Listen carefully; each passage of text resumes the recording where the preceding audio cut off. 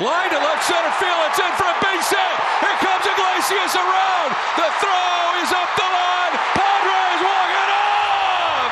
Elias Diaz.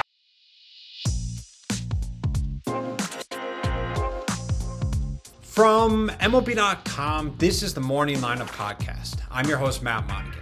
Today is Tuesday, July 29th, and we had a pitcher's duel, some all-time defense, some high-powered offense, and an unbelievable ending. And that was all in just the Mets-Padres game. The Cubs and Brewers, tied for first place, faced off in Game 1 of a huge series.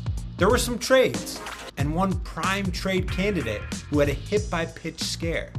And we finally remember Cubs icon and Hall of Famer Ryne Sandberg, who sadly passed away on Monday at the age of 65. The Mets-Padres game looked to be a pitcher's duel on Monday night. Frankie Montas and Dylan Cease were dealing, giving up just a run apiece into the fourth inning. Cease even ended up with 9 strikeouts. But in that fourth inning, with a man on, Mark Vientos had his sights on getting the Mets their 8th win in a row. One problem, there's that guy in right field named Fernando Tatis Jr., and he's kind of athletic. Now the pitch, and Vientos sends it in the air to right field. That's well struck. Fernando's going back. He is at the wall. He leaps up, and he had it, and he dropped it, and the umpires will say it's an out. What a play by Fernando. Went up and took a home run away from Vientos. But you know what they say in baseball? Rob me once, shame on you. Rob me twice, well, you can't rob me again.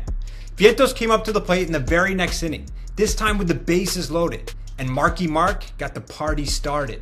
3-2 to Vientos, and he flies one out to right field. This one's deep. Back goes Tatis. This one's at the wall. It's out of here! Mark Vientos with an opposite field grand slam. Tatis couldn't catch this one. 5-1 Mets. But Mark's party might have woken up the Padres too. In the bottom of the inning, Luis Arraez hit a 2-run homer to make it 5-3. 2 more singles tied things up. And Elias Diaz, whose nickname is the beautifully sounding El Maracucho, delivered San Diego the lead. It stayed 6-5 until Robert Suarez, one of the best closers in baseball, who hadn't given up a home run all year, came in for the save. Sure thing, right? Wrong. And he hits one in the air to deep right center. Back goes Tatis, takes a look, and this game is tied! Ronnie Mauricio for the second straight night! Ronnie Mauricio's 6th homer of the year, 6-6. But the Padres got 2 on in the bottom of the 9th. And with 2 outs, it was that guy El Maracucho once again.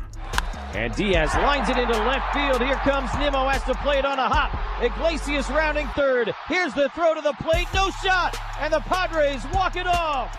The winning run scored by, of course, Mr. OMG, Jose Iglesias himself. Oof, Mets fans. A big 7-6 win for the Padres to end the Mets' 7-game winning streak. The Cubs versus the Brewers. Chicago dogs with no ketchup? What gives? Versus Milwaukee sausages with whatever you want to put on them. The two teams collided for a 3-game set this week in a tie for first place in the NL Central.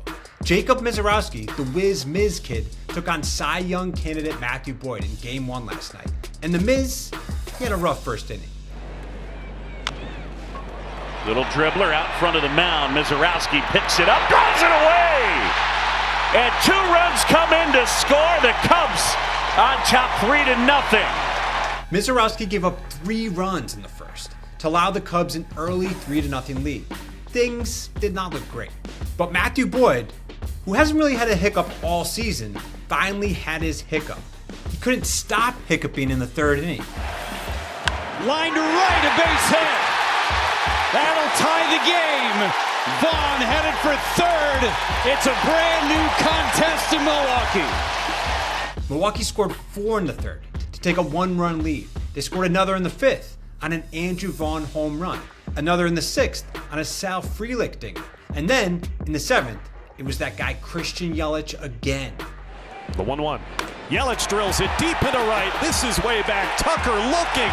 Track, wall, top of the wall. It's gone. It went over. Oh my, Yelich, a 2-run home run off the yellow and into the Cubs bullpen. Yelich's 20th home run of the year. His first 20-homer season since he hit 44 in 2019. He might be back. He's definitely back. The Miz ended up only giving up 2 earned runs and striking out 7 over 4 frames. Good enough to help the Brewers get an 8-4 win, and more importantly, get into first place by a game in the NL Central.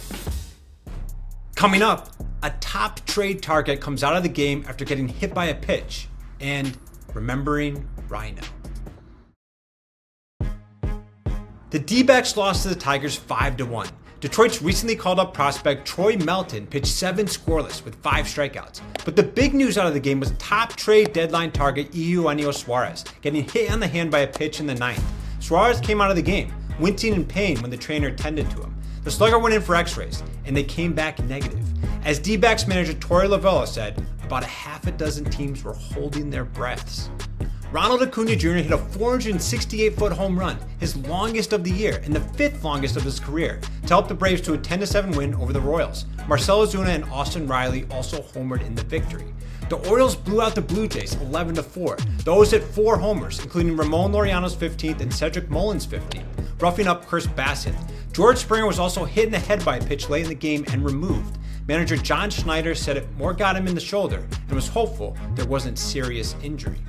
The Dodgers stopped the Reds' 4-game winning streak, topping Cincy 5-2. Yoshinobu Yamamoto struck out 9 across 7 innings, giving up just a run. He's now 9-7 on the season with a 2.48 ERA, 3rd best in the NL. Chase Burns struck out 10 in the loss, but gave up 3 runs. Junior Caminero hit his 27th homer, and Drew Rasmussen gave up just 2 runs over 5 to get the Rays a 4-2 win over the Yankees in the Bronx. The Angels stopped the Rangers' 6-game winning streak, beating Jacob deGrom in Texas 6-4. DeGrom gave up 4 runs. DeGrom's ERA went up to 2.55 on the year, tied for 4th in the league. Taylor Ward homered in the win, his 25th of the season.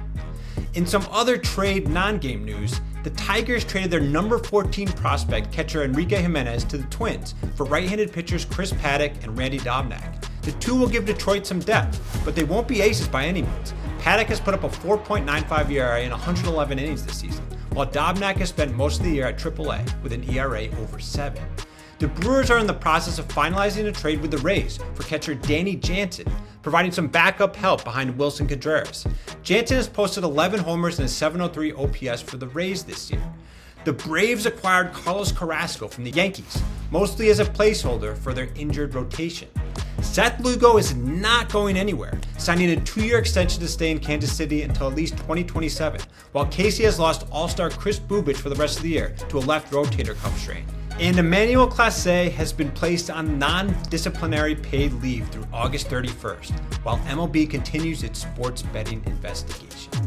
In some tragic news, Cubs great and Baseball Hall of Famer Ryne Sandberg passed away yesterday at the age of 65. Sandberg had battled prostate cancer into remission in August 2024, but it came back and spread to other organs by the end of last year. Still, he promised to fight on and made appearances at Wrigley Field this season, even firing a first pitch on opening day. Ryno was one of the best second basemen to ever step on a major league diamond, doing everything possible on the field. He went to 10 All-Star games, won 9 Gold Gloves, stole 344 bases, hit 282 home runs, including a league-leading 40 in 1990, and took home an NL MVP award in 1984. He even has a game named after himself, the Sandberg game, when he helped the Cubs come back from a 7-1 deficit against the Cardinals with 7 RBIs, including a game-tying homer in both the 9th and 10th innings. He was beloved by fans at Wrigley and baseball fans everywhere, much of it because of the respectful way he played the game, something he noted in his 2005 Hall of Fame speech that was recently beautifully recited at this past weekend's ceremony in Cooperstown. Here's the original from Ryno himself. The reason I am here, they tell me, is that I played the game a certain way, that I played the game the way it was supposed to be played. I don't know about that, but I do know this. I had too much respect for the game to play it any other way. And if there is a single reason I am here today, it is because of one word: respect. That's all for today's morning lineup. I will be back with you tomorrow. We have some nearly morning baseball for you East Coasters, but definitely in the Central time zones and the West Coast. Grab your egg and cheese sandwich and watch the Blue Jays take on the Orioles at 12:35 Eastern on MLB.TV or MLB Network. And as always, please don't forget to leave us a rating and a review, share this podcast with the baseball lovers in your life, and enjoy all the games today.